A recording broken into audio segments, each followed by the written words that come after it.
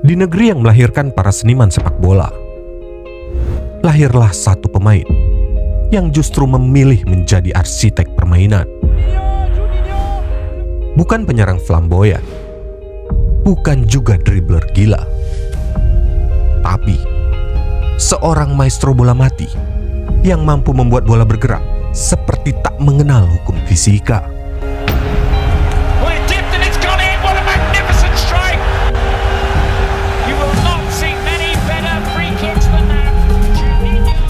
Dari jalanan Recife yang keras hingga menjadi ikon Lyon dan legenda dunia.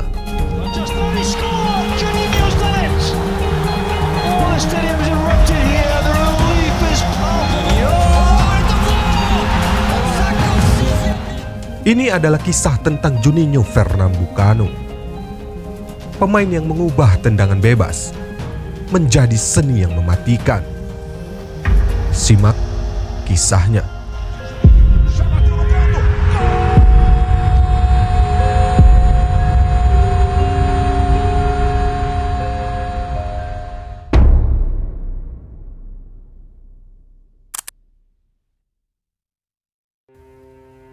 Laki-laki yang dinamai Antonio Augusto Ribeiro Reis Jr. itu lahir di Recife, ibu kota Pernambuco. Kota pelabuhan di timur laut Brazil yang dikenal karena musik frevo dan angka kriminalitas yang tinggi.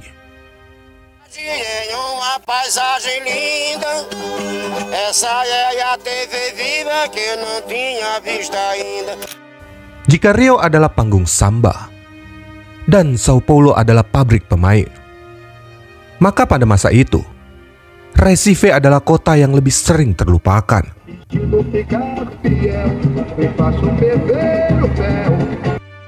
Di tempat seperti itu, sepak bola bukan mimpi, tapi lebih seperti upaya untuk tetap bertahan hidup. Juninho tidak menjadi hebat karena dia dibesarkan di Recife. Dia menjadi hebat walau dibesarkan di Recife. Saat generasi emas Brazil bermain dengan insting dan improvisasi, Juninho melawan arus. Dia memilih memahaminya sesuai aturan. Jika anak-anak Brazil lain bertengkar tentang siapa yang harus menjadi penyerang, Juninho kecil memilih sibuk menendang bola mati dari berbagai posisi. Dia mencari tahu mengapa bola bisa bergerak dengan cara berbeda. Setelah jam latihan berakhir, dia tetap tinggal untuk melatih tendangan bebasnya, melatih teknik yang membuatnya dikenal dunia. Juninho bercerita, sejak remaja, dia mulai berusaha mengambil tendangan bebas. Aku selalu jago menendang, tapi waktu kecil, aku tak punya cukup tenaga untuk mencetak gol. Sampai usia 13 tahun, aku bermain futsal, tapi karena tak mencetak banyak gol, jadi aku mengambil tendangan bebas.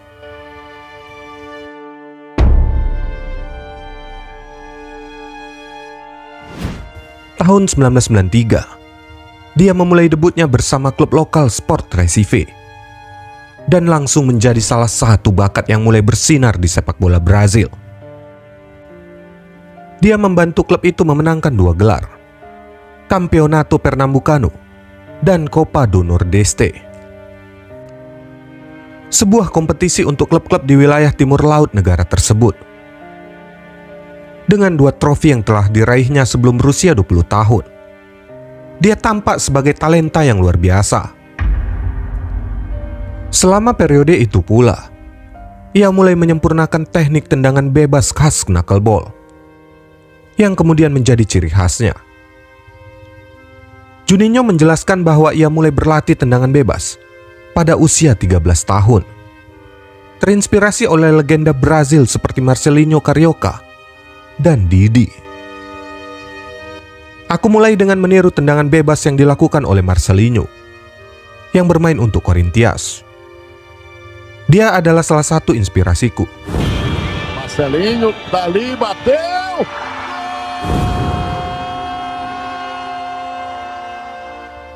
Lalu Didi, yang memenangkan Piala Dunia bersama Brazil pada tahun 1958 dan 1962, juga melakukannya. Setiap orang sejak itu hanya mengubah formulanya. Sejak awal, Juninho menghadapi dilema klasik sepak bola Brazil. Meski berbakat luar biasa, aksesnya untuk tampil sangat terbatas. Dia memang bukan yang terbesar atau tercepat, dan di negara yang terobsesi dengan bakat, gayanya yang tenang dan penuh perhitungan seringkali diabaikan. Di tahun 1995, saat usianya menginjak 20 tahun, Juninho bergabung dengan Vasco da Gama dan menjadi bagian penting dari masa kejayaan klub. Bersama Romario, Edmundo, dan Juninho Paulista, ia membantu Vasco meraih berbagai gelar bergengsi, termasuk Brasileiro 1997 dan 2000, Copa Libertadores 1998, dan Copa Mercosur 2000. Penampilannya yang konsisten membuatnya dianugerahi bola perak Brazil tahun 2000 sebagai salah satu gelandang terbaik Brazil. Fans mencintainya, menjulukinya raja kecil mereka.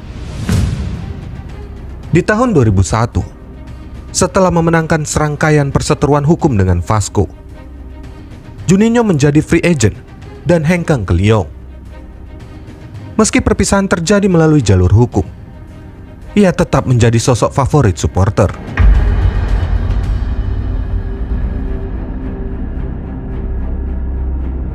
Gol tendangan bebasnya ke gawang River Plate di Libertadores tahun 1998 menjadi momen yang terus dikenang. Selama periode pertamanya di klub, ia mencetak 295 penampilan, meninggalkan jejak kuat dalam sejarah Vasco da Gama.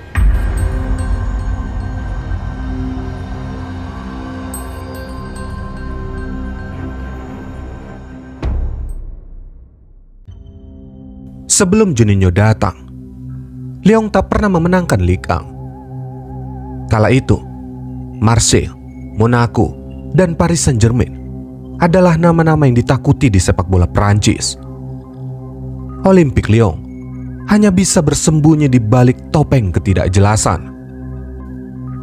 Namun, dengan perekrutan Juninho, ditambah bintang-bintang seperti Gregory Cope, Ed Milson, Sonny Anderson, dan Sidney Govou, Lyon meraih gelar Ligue 1 perdana mereka di bawah asuhan Jacques Santini, yang di kemudian hari sempat menangani timnas Prancis dan Tottenham.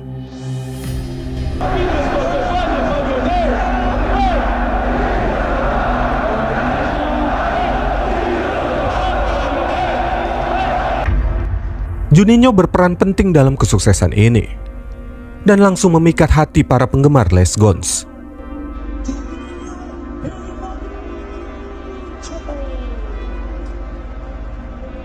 Keahliannya luar biasa, begitu juga kualitas kepemimpinannya.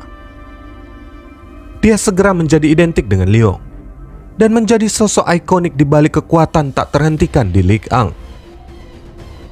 Sejak musim pertamanya, Juninho membantu mereka memenangkan gelar Liga selama 7 musim berturut-turut. Dan tentu saja, tendangan bebasnya memberinya kehormatan khusus.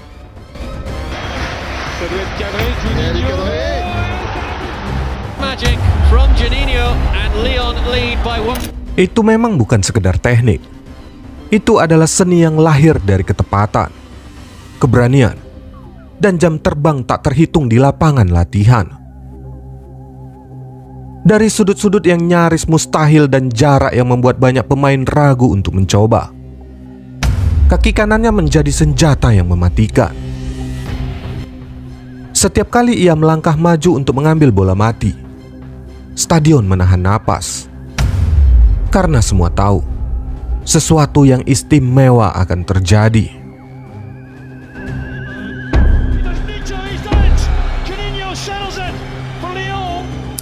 Juninho Pernambucano membangun reputasinya bukan lewat satu jenis tembakan, melainkan melalui koleksi teknik yang lengkap.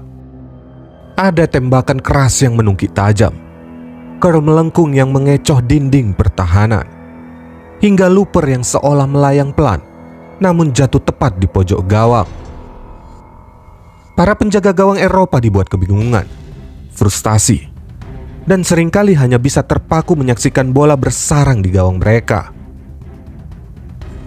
Tanyakan saja pada Oliver Kahn, legenda Jerman yang pernah merasakan langsung kedahsyatan tendangannya. Seiring waktu, sepak bola Eropa pun memberikan pengakuan. Dari Lyon hingga panggung Liga Champions, setiap tendangan bebas Juninho adalah ancaman nyata. Ia bukan sekedar spesialis bola mati. Ia adalah revolusioner yang mengubah cara dunia memandang free kick. Avec Juninho. Élévation du score pour Lyon, la machine à coup franc relancée, Juninho qui marque. Dengan presisi seorang ahli bedah dan kepercayaan diri seorang penakluk, Juninho menempatkan dirinya di antara deretan pengambil tendangan bebas terbaik dalam sejarah. Bukan karena gaya, tapi karena efektivitas yang tak terbantahkan. Melihat Juninho mencetak gol-golnya lewat televisi tentu menyenangkan, tapi menyaksikannya secara langsung tentu berbeda. Itulah yang dirasakan rekan setimnya, dan kehebatan yang sama juga dikagumi Andrea Pirlo. Di dalam autobiografinya, Pirlo bercerita, selama waktunya di Lyon, dia membuat bola melakukan beberapa hal yang sangat luar biasa. Dia meletakkannya di tanah, memutar tubuhnya, berlari dan mencetak gol. Dia tidak pernah salah, tidak pernah. Aku memeriksa statistiknya dan menyadari itu tidak mungkin hanya kebetulan. Aku mempelajarinya dengan seksama, mengumpulkan DVD, bahkan foto-foto lama pertandingan yang pernah dimainkannya. Dan akhirnya, aku mengerti. Itu bukan penemuan langsung, butuh kesabaran dan ketekunan. Sejak awal, aku tahu dia menendang bola dengan cara yang tidak biasa. Bagi banyak orang, aku seperti Juninho Pernambucano 2.0, seorang Brazil dengan aksen Brescia. Selama 8 musim membela Lyon, Juninho mencetak 100 gol dan 40 diantaranya berasal dari tendangan bebas.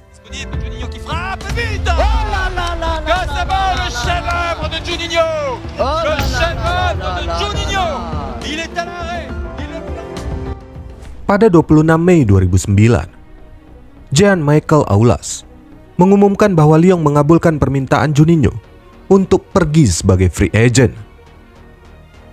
Meski kontraknya masih tersisa 1 tahun, dalam konferensi pers itu, Juninho duduk tenang dengan mata basah di samping sang presiden. Tak sepatah kata pun terucap. Keheningan itu menjadi perpisahan yang lebih lantang dari kata-kata.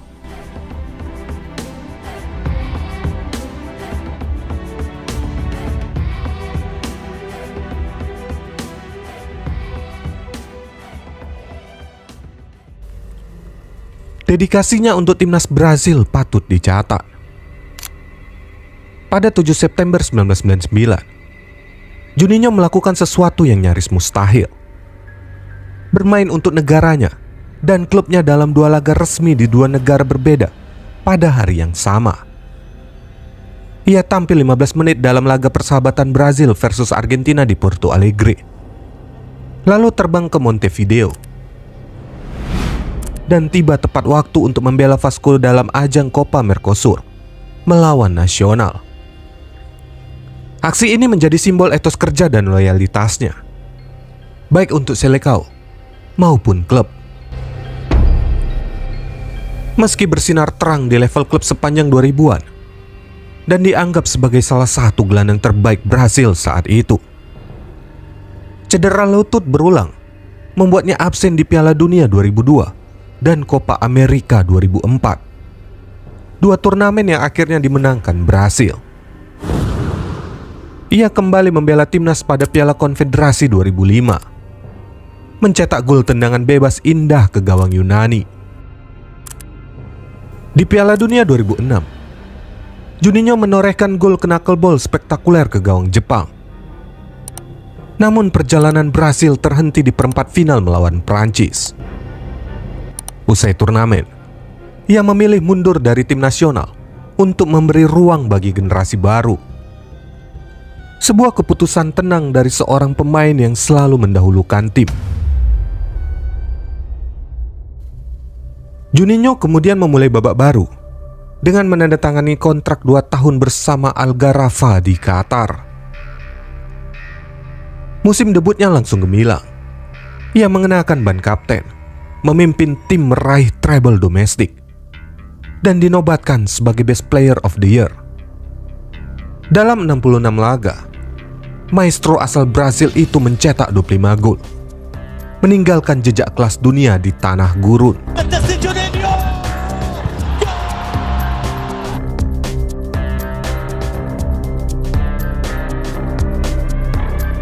Setelah 2 tahun di Qatar, Juninho kembali ke Brasil untuk mengenakan lagi jersey Vasco da Gama, klub yang pernah membesarkannya. Dalam laga comeback melawan Corinthians, ia langsung mencetak gol melalui tendangan bebas khasnya, seolah ketajamannya tak pernah hilang. Musim itu, ia menambah 2 gol free kick dan 1 penalti, menegaskan bahwa magisnya masih hidup. Pada 28 Maret 2012, dalam laga perpisahan Edmundo, Juninho ikut mencetak gol dalam kemenangan telak 9-1 atas Barcelona SC, menghadirkan momen nostalgia bagi publik Vasco. Selama 1,5 musim, Juninho tampil dalam 50 pertandingan dan mencetak 11 gol. Lalu kemudian memutuskan petualangan baru bersama New York Red Bull. Red Bull merekrut Juninho untuk berperan sebagai playmaker utama, berharap pengalaman dan visinya dapat mengangkat performa tim pada musim 2013. Ia diposisikan sebagai pengatur serangan di belakang 2 bintang, Thierry Henry dan Dim Cahill. Namun, hanya dalam setengah musim, perjalanan itu berakhir lebih cepat dari rencana. Skorsing, hubungan yang kurang harmonis dengan pelatih Mike Pietke, serta kesulitan adaptasi terhadap gaya permainan liga dan dinamika taktik, membuat Juninho memilih kembali ke Brasil demi kebaikan semua pihak. Meski singkat, ia sempat memperlihatkan kilatan kualitas khasnya melalui beberapa eksekusi bola mati sebelum kontraknya resmi dibatalkan. Kisahnya di Red Bull menjadi episode singkat yang dipenuhi ekspektasi besar, namun terhenti oleh kombinasi faktor teknis dan non-teknis. Pada 11 Juli 2013, Vasco da Gama kembali menyambut Juninho untuk ketiga kalinya. Di laga debutnya melawan Fluminense, ia langsung mencetak gol dan memberi assist, menegaskan bahwa kelasnya belum pudar. Tak lama kemudian, tendangan bebas jarak jauh ke gawang Cruyff kembali menggetarkan publik. Sepanjang periode ketiga ini, Juninho tampil 16 laga, mencetak 2 gol dan 7 assist. Kontribusi signifikan dari seorang maestro yang sudah mendekati akhir karir.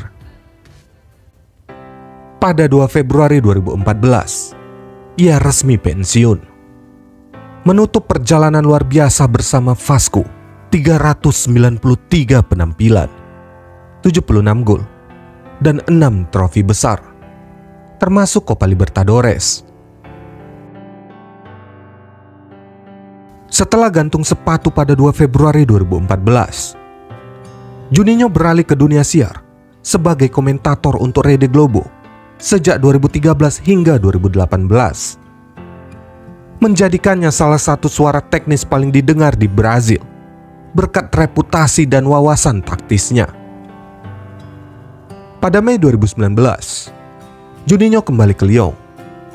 Kali ini bukan sebagai pemain, melainkan sebagai direktur olahraga. Langkah pertamanya tegas, menunjuk Silvinho sebagai pelatih kepala dan membawa nuansa Brasil ke dalam identitas klub.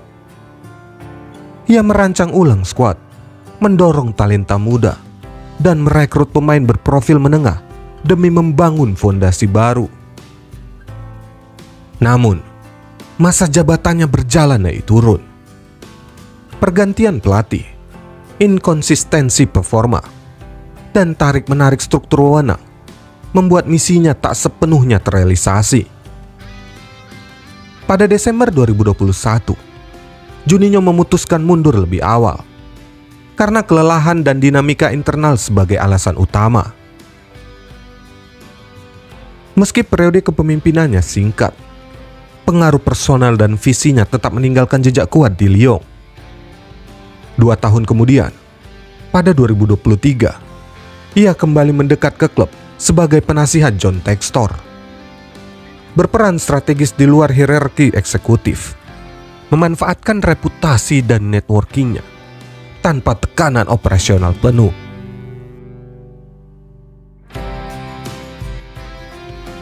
Dalam sejarah sepak bola, hanya sedikit pemain yang mampu mendefinisikan ulang satu aspek permainan. Juninho tidak sekedar mencetak gol, dia menciptakan momen. Setiap bola mati adalah ancaman, setiap langkahnya adalah antisipasi, dan setiap golnya adalah pelajaran tentang dedikasi. Dari Recife ke Lyon, dari pemain ke legenda, Juninho Pernambucano meninggalkan jejak yang tak akan pernah pudar. Sebuah warisan yang membuat dunia sepak bola tak lagi memandang tendangan bebas dengan cara yang sama.